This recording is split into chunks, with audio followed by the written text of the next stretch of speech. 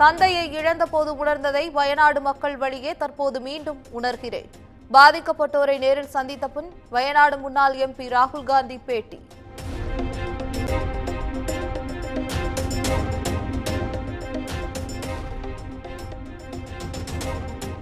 வயநாட்டில் நிலச்சரிவில் சிக்கி உயிரிழந்தோர் எண்ணிக்கை 296ஆக உயர்வு.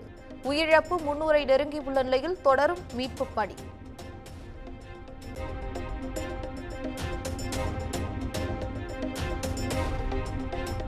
நிலச்சரிவில் சிக்கியவர்களில் இதுவரை 3000 பேர் மீட்கப்பட்டுள்ளதாக அதிகாரிகள் தகவல். பெய்லி பாலம் பயன்பாட்டிற்கு வந்த நிலையில் சூரல் மலைப்பகுதியில் மீட்புப் பணி மும்முரம்.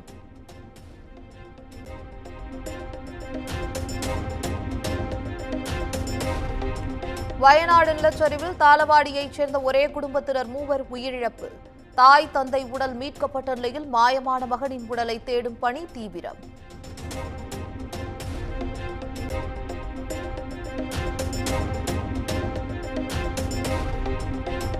வயநாடு நிலச்சரிவு குறித்த அமித்ஷாவின் பேச்சில் உள்நோக்கம் உள்ளதாக சிபிஎம் மாநில செயலாளர் கே பாலகிருஷ்ணன் குற்றச்சாட்டு. பிணத்தின் மீது அரசியல் நடத்தும் மத்திய அரசின் போக்கிற்கு கண்டனம் எனவும் பேட்டி.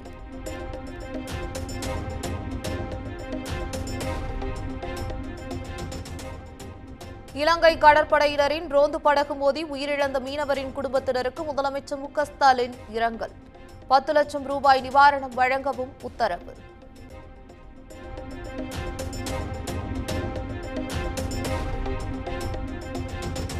தமிழ்நாடு முழுவதும் நடத்தப்பட்ட என்ஐஏ சோதனையில் முக்கிய ஆவணங்கள் பறிமுதல். ஹார்ட் டிஸ்குகள், பென்டிரைவ்கள் மற்றும் ஆவணங்களை பறிமுதல் செய்துள்ளதாக என்ஐஏ தகவல்.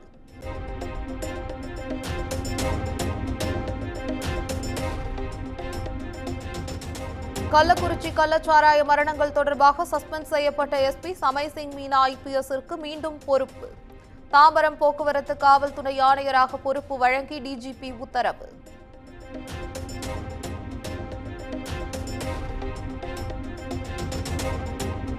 இருசக்கர வாகனத்தில் ஹெல்மெட் அணியாமல் சென்றதாக நடிகர் பிரசாந்திற்கு 2000 ரூபாய் அபராதம். வீடியோ வெளியான நிலையில் சென்னை போக்குவரத்து காவல்துறை நடவடிக்கை.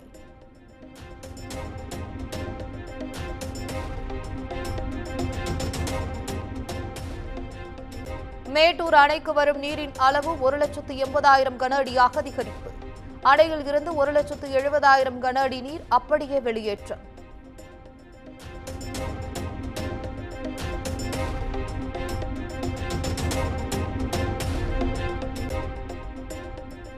ஒகேனக்கல் காவிரி ஆற்றில் நீர்வரத்து வினாடிக்கு 2 லட்சம் கன அடியாக அதிகரிப்பு. கரையோர மக்கள் பாதுகாப்பாக இருக்க அறிவுறுத்தல்.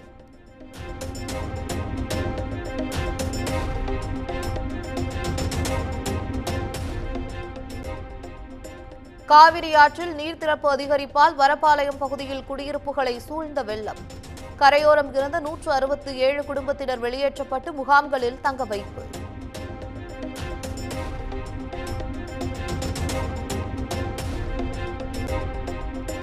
மேட்டூர் அணையின் நீர் திறப்பால் காவிரி ஆற்றில் கரை புரண்டோடும் வெள்ளம்.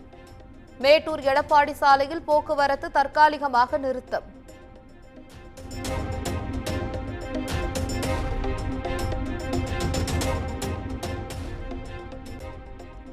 நீலகிரியில் பெய்து வரும் தொடர் மழையால் 110 அடி உயரம் கொண்ட பைக்காரா அணை நிரம்பியுள்ளது.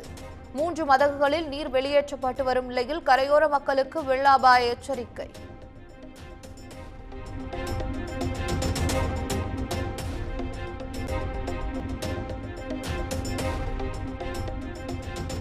திருப்பூர் மாவட்டம் பல்லடம் அருகே கடன் தொகையை செலுத்த கோரி கரார். வாடிக்கையாளரை தனியார் வங்கி ஊழியர்கள் தரக்குறைவாக பேசும் ஆடியோ வைரல்.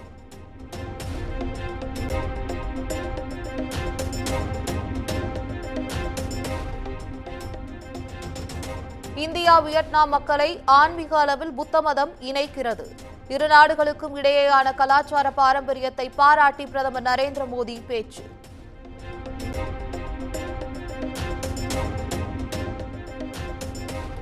நீட் மற்றும் NEP-ஐ எதிர்ப்பதால் மக்கள் தேர்ந்தெடுத்த மாநில அரசுகளின் உரிமைகளில் மத்திய அரசு தலையிடக்கூடாது. மக்களவையில் திமுக MP கனிமொழி பேசிய போது தற்காலிக அவைத் தலைவராக இருந்த ஆராசா சிரித்துக் கொண்டே வரவேற்பு.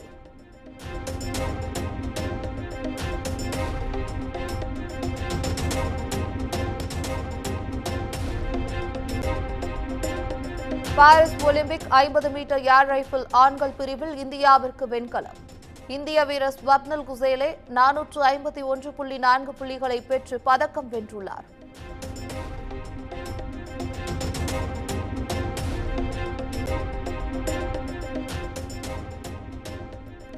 ஒலிம்பிக் கலப்பு இரட்டையர் ஏர் பிஸ்டல் 10 மீட்டர் பிரிவில் வெண்கலம் வென்ற சரப்ஜோத் சிங்.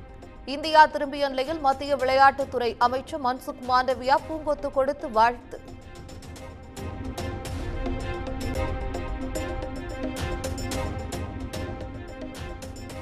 லைகா நிறுவனத்துடன் மேற்கொள்ளப்பட்ட ஒப்பந்தம் பற்றி தனக்கு எதுவும் தெரியாது. வெற்று பேப்பரில் தன்னிடம் கையெழுத்து பெறப்பட்டதாக தெரிவித்த விஷாலுக்கு உயர்நீதிமன்றம் சரமாரி கேள்வி.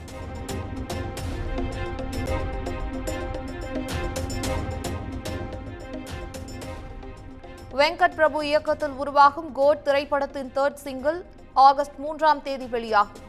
நாளை காலை 11 மணிக்கு மற்றொரு அப்டேட் வரும் எனவும் படக்குழு அறிவிப்பு.